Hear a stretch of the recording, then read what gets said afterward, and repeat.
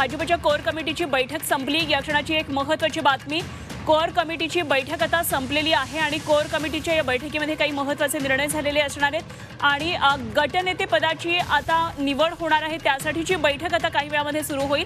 Bhajap core कमिटीच्या या बैठकीमध्ये निश्चितच काही महत्त्वाचे निर्णय झालेले असणार आहेत। काही वेळामध्ये याबाबतची स्पष्टता येईल। मात्र गटनेता पद निवडला जाण्याआधीची ही कोर कमिटीची महत्त्वाची बैठक होती।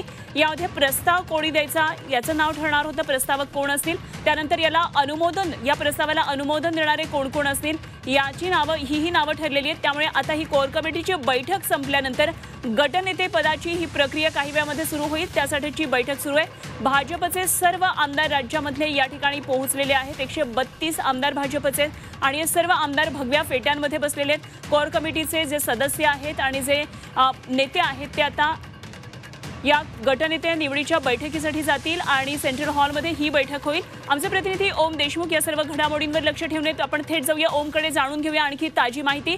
ओम, काय नेमक्या सध्याच्या हॅपनिंग्स आहेत तिथल्या?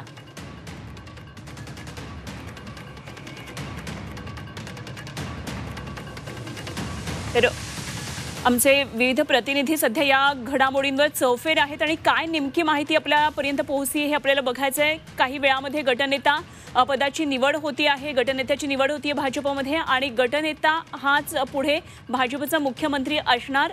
त्यामुळे कोणाच्या नावाची सध्या गटनेते म्हणून निवड होती हे बघणं महत्त्वाचं ठरणार आहे। सध्या तरी शक्यता देवेंद्र फडणवीस यांच्या नावाची असली तरी देखील काही नाट्यमय घडामोडी घडतात का? भाजपमध्ये नेहमीच जो धक्कातंत्राचा अवलंब केला जातो तेव्हा असं काही धक्कातंत्र महाराष्ट्राच्या राजकारणामध्ये सुद्धा पाहायला मिळते का हे बघावं लागणार आहे। शुअर शॉट ज्यांच्या नावाची सध्या चर्चा सुरू असलेली देवेंद्र फडणवीस यांचंच नाव पुढे येते का? कारण त्या दृष्टीनं अनेक ठिकाणी बॅनर्स लागले। भाजपचे जे नेते जवळचे आहेत देवेंद्र फडणवीस त्यांनी सुद्धा बॅनरबाजी केली, त्यांनी ट्विट केले, पोस्ट केलेले आहेत।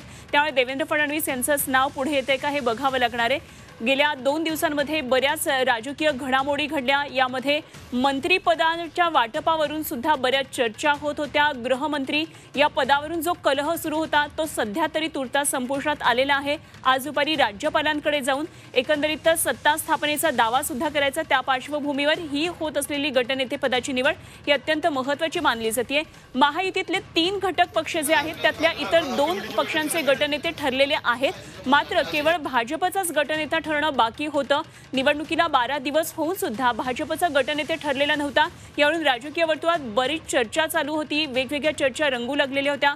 विरोधक सुद्धा बरेच आरोप करत होते आणि या सर्व घडामोडींवर लक्ष होतं। भाजपसारखा एवढा मोठा पक्ष ज्या ठिकाणी खरं तर मायक्रो मॅनेजमेंटसाठी हा पक्ष प्रसिद्ध आहे, अशा पक्षामध्ये अजूनही गटनेता निवडला जात नाही। यामागे काही वेगळे राजकारण रंगतंय का? काही वेगळ्या राजकीय खलबतं होत आहेत का?